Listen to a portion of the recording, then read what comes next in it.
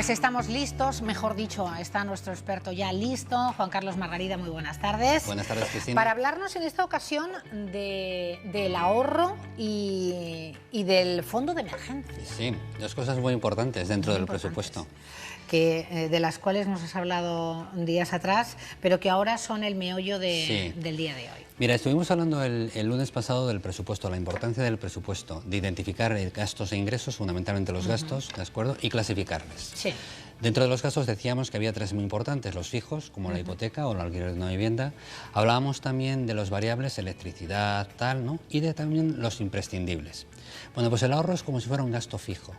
Tendríamos que considerarle como una hipoteca o un alquiler de la vivienda, ¿sabes? Y todos los meses de traer al principio del mes una cantidad para el ahorro. Es que si no lo hacemos así, claro, no se logra, ¿no.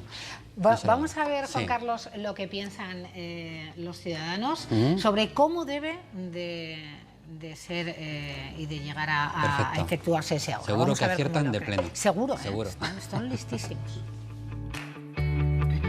Pues sí, porque somos de la antigua usanza, ya pasamos de los 80, sí que la tenemos. Ah, no, yo soy más del día a día. Sí, por si acaso siempre hay que guardar algo por si hace falta. Nada que voy a tener yo, nada. La verdad es que no, preguntaré a mis padres. El ahorro normal, vamos, de emergencia, un fondo. Bueno, más o menos. Los jubilados.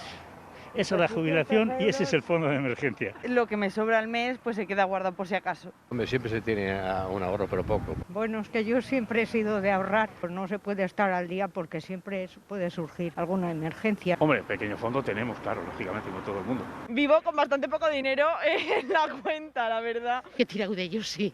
Precisamente hoy he tirado de ello, pues porque estaba mi hija haciendo una pequeña obra y le he ayudado yo. Entonces he tirado de esos fondos. Y vosotros ahorrar que estáis en una edad.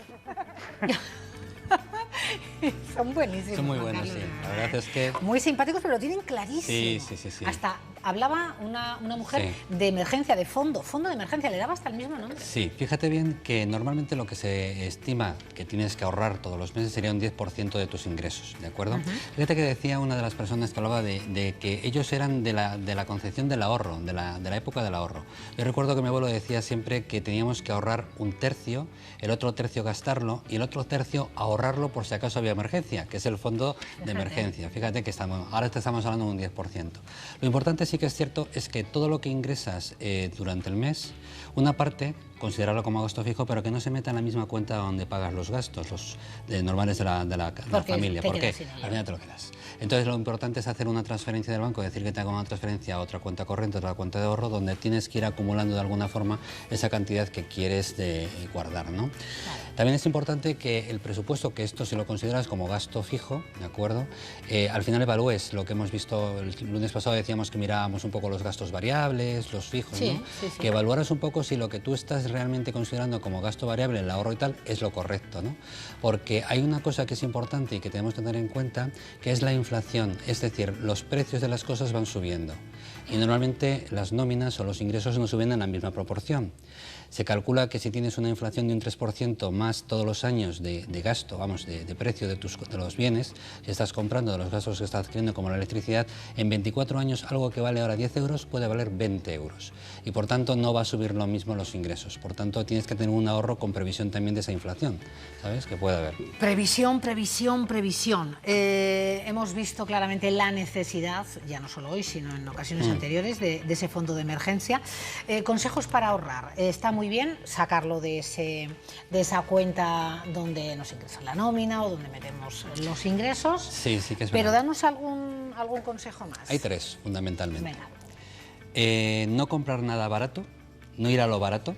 Porque lo barato de estas promociones que siempre está habiendo, por ejemplo, 3x2 o la segunda unidad al 50%, hoy es el día especial para que compres lo que quieras, lo normal es que compramos cosas que no nos hacen falta. Claro. Estamos allí y no sabemos por qué, pero es que ya que estoy aquí, ya que he venido, pues lo compro, ¿no? Y muchas veces la segunda unidad pues es que ni la necesitas ni lo consumes con tanta rapidez y se te caduca, por ejemplo, ¿no?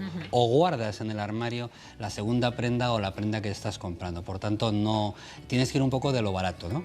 Esto. Y después de los impulsos, esa necesidad imperiosa que tienes porque has visto un abrigo en un momento determinado que es muy barato y que además es precioso y que es que además lo quiero yo porque es que me gusta, pues y que me voy a dar yo ese... Ahí, pues tienes que esperar al menos tú como 2 o 3 días, vamos a ver, para madurarlo, a ver si realmente te hace falta o no te hace falta.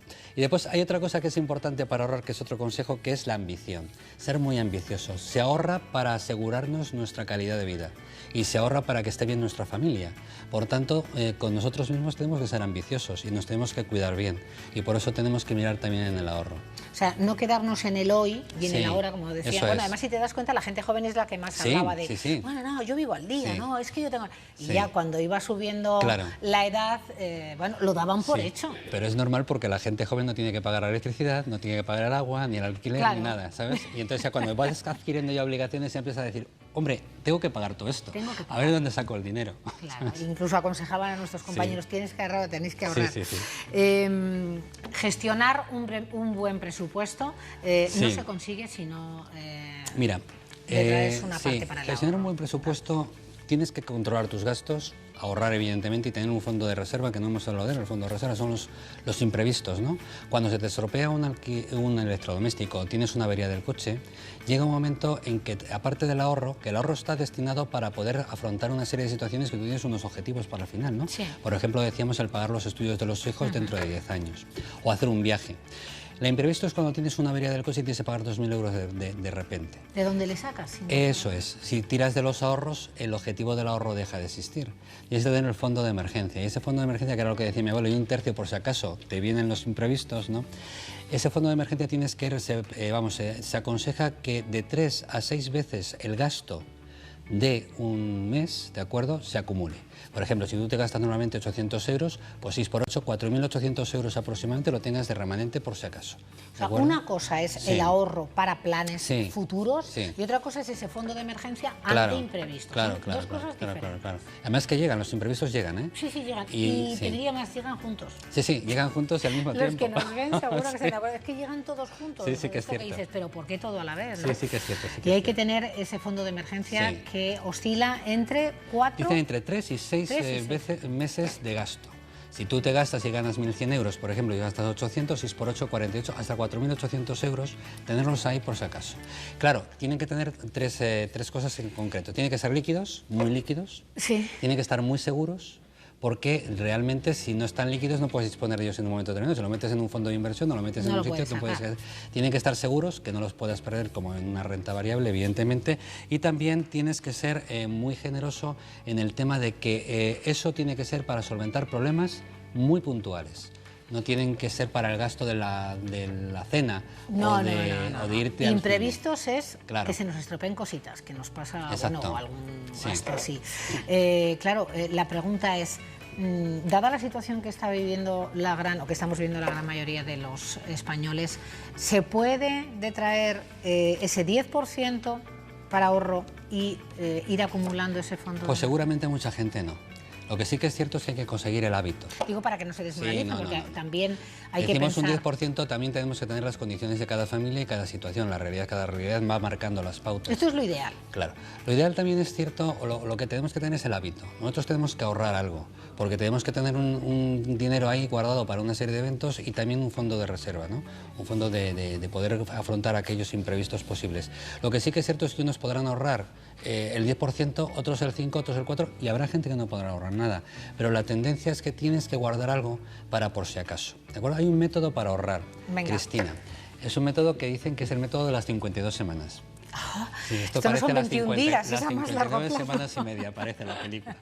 De las 52 semanas, que es la primera semana ahorras 1 euro, la segunda semana ahorras 2 euros, la tercera semana 3 euros y las 52 semanas 52 euros.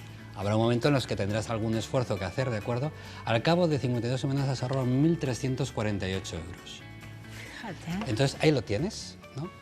Te ha podido costar fundamentalmente a mitad de las semanas hasta el final, ¿no? Porque de traer 50 euros a lo mejor para muchas familias es mucho dinero, ¿no? O 52 euros en una semana. Bueno, pero ha sido poquito a poco. Sí, ha sido poco a poco. Lo más importante es que te crea el hábito y que necesitas, ves que hay una necesidad de ese ahorro porque necesitas afrontar una serie de objetivos o de ideales. Yo lo sabía, que era importantísimo el tener y el contar a un experto como Juan Carlos Margarida, que además lo explica tan clarito para que nos enteremos todos. Economía para todos. Yo creo que esta asignatura se debería dar en los centros escolares.